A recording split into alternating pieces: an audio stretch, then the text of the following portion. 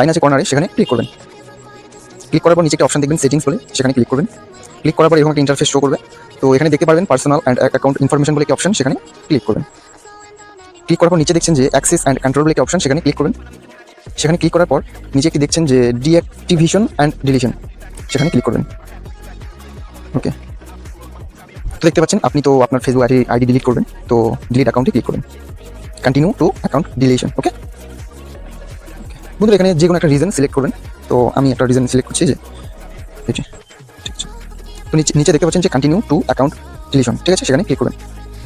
Click করার পর এরকম একটা ইন্টারফেস শো করছে, নিচে স্ক্রল ডাউন করবেন, দেখতে পাচ্ছেন ডিলিট অ্যাকাউন্ট, ঠিক আছে, তো সেখানে ক্লিক করবেন। ক্লিক করার পর এরকম একটা ইন্টারফেস শো করবে। তো এখানে আপনার ফেসবুকের যে পাসওয়ার্ডটি আছে সেখানে এখানে বসিয়ে দিতে হবে, ঠিক আছে। তো আমি এখানে বসিয়ে দিচ্ছি। বন্ধুরা, তার আগে ছোট্ট একটি রিকোয়েস্ট, আমার ভিডিওগুলো যদি আপনার ভালো লাগে, আপনার হেল্পফুল হয়, তাহলে একটি লাইক করে চ্যানেলটি সাবস্ক্রাইব করে বেল আইকনে ক্লিক করে পাশে থাকবেন এইরকম টেক রিলেটেড ভিডিও পেতে। তো চলুন আমি পাসওয়ার্ডটি বসিয়ে দিচ্ছি।